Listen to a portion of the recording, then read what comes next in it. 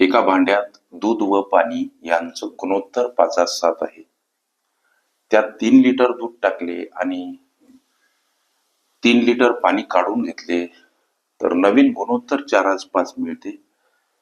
तर भांड्यातील सुरुवातीचे दूध किती असा प्रश्न गुणोत्तर प्रमाण किंवा मिश्रण गुणोत्तरे या घटकाशी संबंधित अशा पद्धतीच्या अनेक संभाव्य प्रश्नांचा सराव करायचा असेल, खरंच तुम्ही कुठली स्पर्धा परीक्षा देत असाल लेकरांनो, अवश्य चॅनल सबस्क्राईब करा, बेल आयकॉनची घंटी दाबा, जेणेकरून मी वेळोवेळी अपलोड केलेल्या संभाव्य अशा असंख्य प्रश्नांचं नोटिफिकेशन तात्काळ तुम्हाला प्राप्त होईल.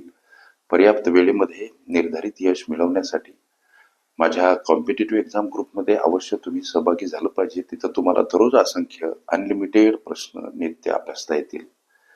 सरावाने यश हे अगदी सहज आणि सुलभ होत असते. गोरगरीब लेकरांना पर्याप्त वेळेमध्ये निर्धारित यश मिळावं या उदात्त हेतूतून हा माझा कॉम्पिटिटिव्ह एक्झाम ग्रुप. आता हा प्रश्न सोडवत असताना गणित म्हणते की एका भांड्यात दूध पाणी यांचं मूळ गुणोत्तर 5:7. म्हणजे सुरुवातीला भांड्यामध्ये असलेलं दूध किती आणि पाणी किती या संबंधीचं निर्देशन गणितामध्ये केलेलं आहे की 5:7. मग प्रत्यक्षात सुरुवातीला असलेलं दूध किती बाबा? प्रत्यक्षात भांड्यामध्ये सुरुवातीला असलेलं पाणी किती बाबा? काढण्यासाठी लेकरांनो चलपद यक्स वापरायचं असते. हे झालं सुरुवातीचं. बघा, लक्ष द्या बरं का, हे झालं सुरुवातीला भांड्यात असलेलं हे दूध आणि पाणी. गणित म्हणते की आता त्याच्यात 3 लिटर दूध टाकलं आणि 3 लिटर पाणी काढून घेतलं म्हणते. मग आता याच्यामध्ये 3 लिटर दूध टाकल्या गेलं आणि 3 लिटर पाणी काढून घेतल्या गेलं. मग नवीन झालेला बदल आता किती उरलं बाबा दूध, आता किती उरलं बाबा पाणी, हा प्रश्न आम्ही मनाशी केला पाहिजे. म्हणजे इथं दूध 3 लिटर वाढलं, भांड्यामध्ये दूध किती याचं समीकरण काय? 5x + 3 भांड्यामध्ये 3 लिटर पाणी काढून घेतलं, आता भांड्यामध्ये उरलेलं पाणी किती सर? त्याचं गुणोत्तर 7x आणि -3 अशा पद्धतीचं. आणि हा बदल केल्यामुळं आता दूध आणि पाणी यांचं भांड्यातील नवीन गुणोत्तर 4:5 सापडते.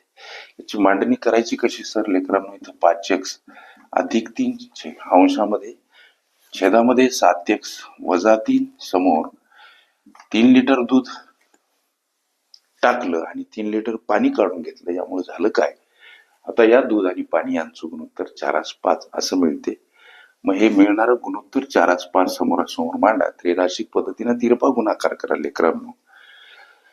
आता 5चा गुणाकार या पदासोबत, 4चा या पदासोबत, म्हणजे 5 कंसामध्ये 5x + 3 ही पद समोर बराबर चिन्ह, हे 4 आणि याच्यासोबत हे पद 7x - 3. कंसाबाहेरील पद कंसातील पदाला गुणिला, म्हणजे 5 × 5 = 25x + 5 × 3 15 सर समोर 4 × 7 = 28x - 4 × 3 12.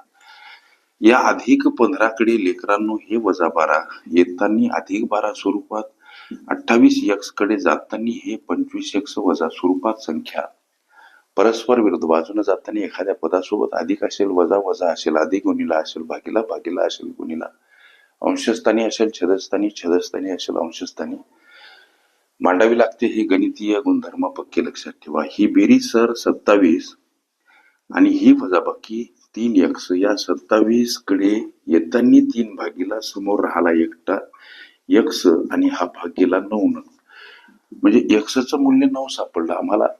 सुरुवातीला भांड्यातलं दूध विचारलं. सुरुवातीला भांड्यामध्ये 5x एवढं दूध होतं सर. दूध आणि पाण्याचं गुणोत्तर सुरुवातीला 5:7, त्यापैकी दूध 5x. मग तुमच्या प्रश्नाच्या उत्तराकडे जात असताना सुरुवातीला असलेल्या दुधाचं समीकरण 5x आहे. याच्यामध्ये मिळाल्या x ची किंमत मांडायची. x 5 सोबत गुणिला आहेत म्हणून हा गुणाकार 45 लिटर हे लेकरांनो तुमच्या विचारल्या प्रश्नाचं उत्तर. अशा पद्धतीच्या अनेक संभाव्य प्रश्नांचा सराव करायचा असेल, खरंच तुम्ही कुठली स्पर्धा परीक्षा देत असाल, अवश्य चॅनल सबस्क्राईब करा, बेल आयकॉनची घंटी दाबा, जेणेकरून मी वेळोवेळी अपलोड केलेल्या संभाव्य अशा असंख्य प्रश्नांचं नोटिफिकेशन तात्काळ तुम्हाला प्राप्त होईल किंवा पर्याप्त वेळेमध्ये निर्धारित यश मिळावं. गोरगरीब लेकरांना या उदात्त हेतूतून माझा कॉम्पिटेटिव्ह एक्झाम ग्रुप आहे. त्या ग्रुपमध्ये तुम्ही सराव म्हणून सहभागी होऊ शकता. तिथं तुम्हाला असंख्य अनलिमिटेड प्रश्न नित्य अभ्यासता येतील. ओके. मिश्रण गुणोत्तर ही माझी प्लेलिस्ट अवश्य बघा. त्यामध्ये विविध स्पर्धकांनी विविध अंकांनी विचारलेल्या संभाव्य अशा असंख्य प्रश्नांचा सराव तुम्हाला करता येईल.